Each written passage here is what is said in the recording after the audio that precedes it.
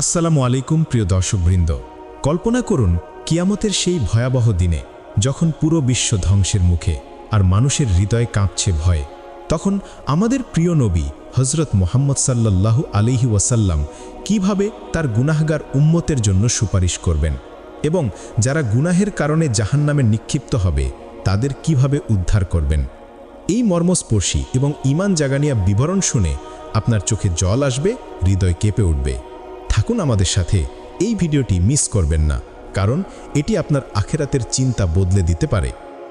হজরত মুহাম্মদ সাল্লাল্লাহু আলাইহি ওয়াসাল্লাম তার গুনাহগার উম্মতের জন্য কিভাবে সুপারিশ করবেন এবং যে সমস্ত মুসলমান তাদের গুনাহের কারণে জাহান্নামে থাকবেন তাদের কিভাবে জাহান্নাম থেকে বের করবেন। প্রিয় দর্শক, আজকের এই ভিডিও হজরত মুহাম্মদ সাল্লাল্লাহু আলাইহি ওয়াসাল্লামের সুপারিশ সম্পর্কে।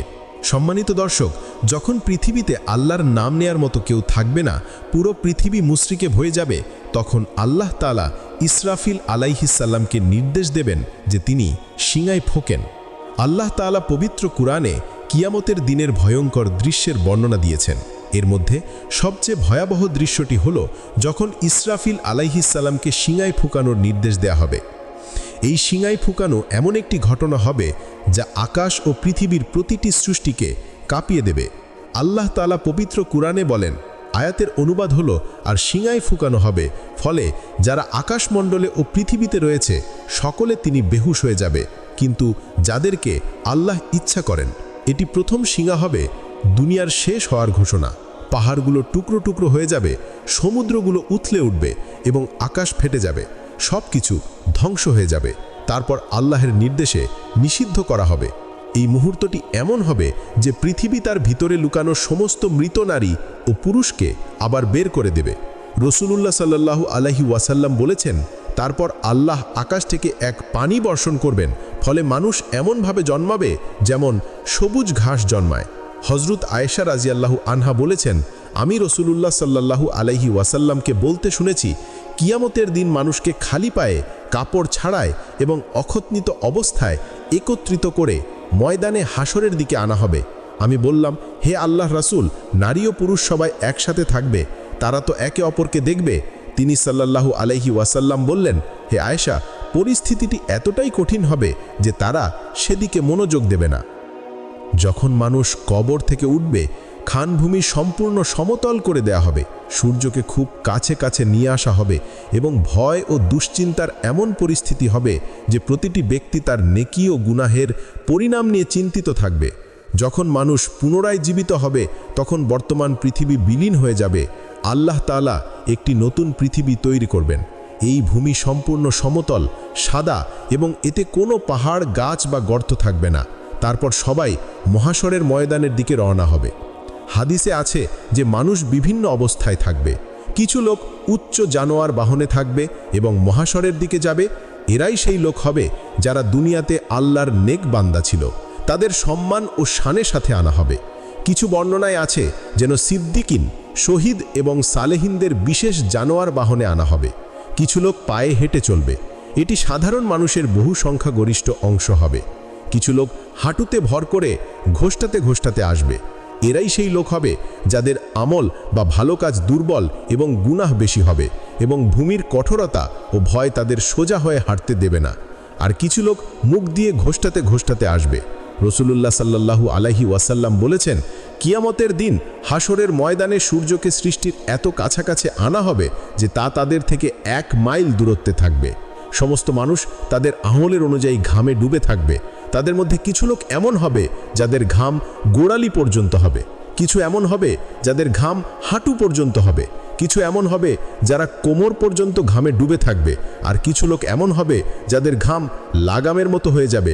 সবাই চরম কষ্টে থাকবে, প্রচণ্ড গরম থাকবে এবং এই দিনটি 50,000 বছরের সমান হবে। রাসূলুল্লাহ সাল্লাল্লাহু আলাইহি ওয়াসাল্লাম বলেছেন, তখন কিছু লোক বলবে, তোমরা কি দেখছো না আমরা কি অবস্থায় আছি, কি দুর্দশায় পড়েছি? কেন এমন কাউকে খুঁজছো না যে তোমাদের রবের দরবারে তোমাদের জন্য সুপারিশ করবে? তখন কিছু লোক বলবে, তোমাদের সবার বাপ তো হযরত আদম আলাইহিসসালাম। তখন সবাই তার কাছে এসে বলবে, হে আমাদের প্রভু আদম, আপনি মানুষের পিতা, আল্লাহ তাআলা আপনাকে তার কুদরতি হাতে সৃষ্টি করেছেন। আপনার মধ্যে তার রূহ ফুঁকে দিয়েছেন এবং ফিরেশতাদের নির্দেশ করেছেন, ফলে তারা আপনাকে সিজদা করেছেন এবং আপনাকে জান্নাতে থাকার জায়গা দিয়েছেন। আপনি কি আপনার রবের দরবারে আমাদের জন্য সুপারিশ করবেন না? আপনি কি দেখছেন না আমরা কি মুসিবতে আছি এবং আমাদের উপর কত বড় কষ্ট নেমে এসেছে?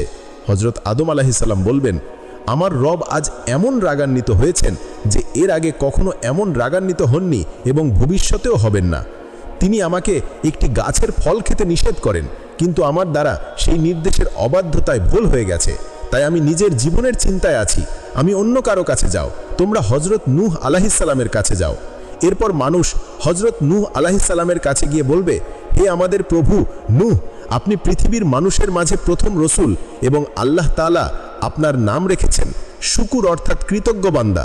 আপনি কি দেখছেন না আমরা কি মুসিবতে আছি? আপনি কি দেখছেন না আমরা কি কঠিন পরিস্থিতিতে আছি এবং আমাদের উপর কত বড় কষ্ট নেমে এসেছে? আপনি কি আপনার রবের দরবারে আমাদের জন্য সুপারিশ করবেন না?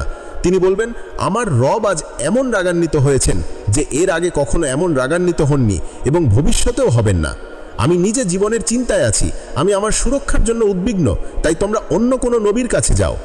এরপর সবাই হযরত ইব্রাহিম আলাইহিস সালাম, হযরত মুসা আলাইহিস সালাম এবং সকল নবীদের কাছে যাবে, কিন্তু কেউ সুপারিশ করতে পারবে না। প্রত্যেকেরই নিজের জীবনের চিন্তা থাকবে। অবশেষে যখন মানুষ হযরত ঈসা আলাইহিস সালামের কাছে আসবে, তখন হযরত ঈসা আলাইহিস সালাম বলবেন, তোমরা হযরত মুহাম্মদ সাল্লাল্লাহু আলাইহি ওয়াসাল্লামের কাছে যাও। হুজুর সাল্লাল্লাহু আলাইহি ওয়াসাল্লাম বলেন, মানুষ আমার কাছে এসে বলবে, হে মুহাম্মদ, আপনি আল্লাহর রসুল এবং সর্বশেষ পয়গম্বর। আল্লাহ তাআলা আপনাকে আগের এবং পরের সমস্ত গুনাহ থেকে মুক্ত রেখেছেন। আপনি আপনার রবের দরবারে আমাদের জন্য সুপারিশ করুন। আপনি কি দেখছেন না আমরা কি অবস্থায় পড়েছি? হুজুর সাল্লাল্লাহু আলাইহি ওয়াসাল্লাম বলেন, আমি সামনে এগিয়ে যাব এবং আরশের নিচে পৌঁছে আমার রবের সামনে সিজদায় লুটিয়ে পড়ব। তখন আল্লাহ তাআলা আমার উপর তার প্রশংসার এবং প্রশংসার এমন শব্দমালা উন্মুক্ত করবেন যা আমার আগে কারো উপর করা হয়নি। এরপর বলা হবে, হে মুহাম্মদ, আপনার মাথা উত্থান করুন, জিজ্ঞাসা করুন, আপনাকে দেয়া হবে, এবং সুপারিশ করুন, আপনার সুপারিশ গ্রহণ করা হবে। আমার সুপারিশ গ্রহণ করা হবে এবং এরপর আল্লাহ তাআলা হিসাব শুরু করবেন। ইবনে কাসির রাহিমাহুল্লাহ তাফসিরে লিখেছেন, তোমাদেরকে আল্লাহর নেয়ামতের উপর শুকর করার ব্যাপারে জিজ্ঞাসা করা হবে যে আল্লাহ তাআলা তোমাদেরকে স্বাস্থ্য, শান্তি এবং রিজিকের মতো নেয়ামত দিয়েছেন, তাহলে এর বিনিময়ে তোমরা কিভাবে আল্লাহর শুকর করেছো এবং তার ইবাদত করেছো। হযরত আবু হুরায়রা আল আসলামী রাদিয়াল্লাহু আনহু বর্ণনা করেন যে রাসূলুল্লাহ সাল্লাল্লাহু আলাইহি ওয়াসাল্লাম বলেছেন, কিয়ামতের দিন কোনো বান্দার পা আল্লাহর সামনে থেকে নড়াতে পারবে না যতক্ষণ না তাকে 5টি বিষয় জিজ্ঞাসা করা হয়। তার জীবন কোথায় কাটিয়েছে, তার যৌবন কোথায় ব্যয় করেছে, তার সম্পদ কোথা থেকে উপার্জন করেছে এবং কোথায় খরচ করেছে, তার জ্ঞানের উপর কতটুকু আমল করেছে। এই প্রশ্নগুলো স্মরণ করিয়ে দেয় যে দুনিয়াতে পাওয়া প্রতিটি নিয়ামত, সময় এবং সুযোগ একটি আমানত এবং এর হিসাব আল্লাহর সামনে দেয়া জরুরি। এবং বর্ণনায় আসে যে কিয়ামতের দিন বান্দাকে প্রথম যে প্রশ্ন করা হবে তা হলো নামাজ সম্পর্কে। যার নামাজ সঠিক হবে সে সফল হবে। যখন বান্দার আমলের হিসাব শেষ হয়ে যাবে তখন প্রতিটি বান্দাকে তার সমস্ত আমলের উপর ভিত্তি করে একটি কিতাব দেয়া হবে। তখন মুমিনকে সম্মানের সাথে তার আমলনামা ডান হাতে দেয়া হবে, যা দেখে সে কিয়ামতের দিন খুব খুশি এবং সফল হবে। আল্লাহ তাআলার বাণী, তখন যাকে তার আমলনামা ডান হাতে দেয়া হবে তার হিসাব খুব সহজেই নেওয়া হবে এবং সে তার পরিবার পরিজনের কাছে হাসি মুখে ফিরে যাবে। কিন্তু কাফের, মুনাফিক এবং পথভ্রষ্টদের তাদের আমলনামা তাদের পিঠের পেছন থেকে বাম হাতে দেয়া হবে। আল্লাহ তাআলা বলেন, যাকে তার আমলনামা পেছন থেকে দেয়া হবে সে মৃত্যুকে ডাকবে এবং দাউ দাউ করে জ্বলা জাহান্নামে প্রবেশ করবে। যখন হিসাব শেষ হয়ে যাবে এবং আমলনামা বিতরণ করা হবে, আমলের ওজন হবে। আমলের ওজনের জন্য একটি পাল্লা থাকবে যার দুটি দিক থাকবে। এটাই বান্দাদের আমল মাপা হবে। এই পাল্লা এত বিশাল হবে যে এর আসল পরিমাণ আল্লাহ ছাড়া কেউ অনুমান করতে পারে না। হযরত আবু দাউদ রাদিয়াল্লাহু নবী সাল্লাল্লাহু আলাইহি ওয়াসাল্লাম থেকে বর্ণনা করেন যে তিনি বলেছেন, কিয়ামতের দিন মুমিনের পাল্লায় ভালো স্বভাবের চেয়ে ভারী আর কোনো জিনিস রাখা হবে না এবং আল্লাহ অবশ্যই অশ্লীল ও খারাপ কথা বলা ব্যক্তিকে পছন্দ করেন না। যখন আমলের ওজন হবে তখন যার পাল্লা ভারী হবে সে জান্নাতি হবে এবং যার পাল্লা হালকা হবে সে জাহান্নামী হবে।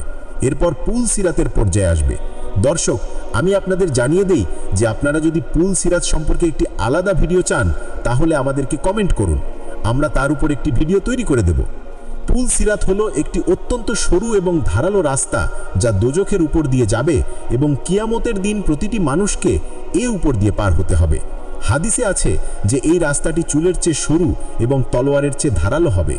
মুমিনরা তাদের ঈমান এবং আমলের আলোক অনুযায়ী এটা পার হবে, কিছু বিদ্যুতের মতো দ্রুত, কিছু বাতাসের মতো, কিছু দৌড়ে, কিছু হেঁটে এবং কিছু ঘোষটাতে ঘোষটাতে। যারা মুমিন হবে তারা জান্নাতে প্রবেশ করবে এবং যারা মুনাফিক এবং কাফের হবে তারা পুল সিরাতে পিছলে যাবে এবং দোজখে পড়ে যাবে।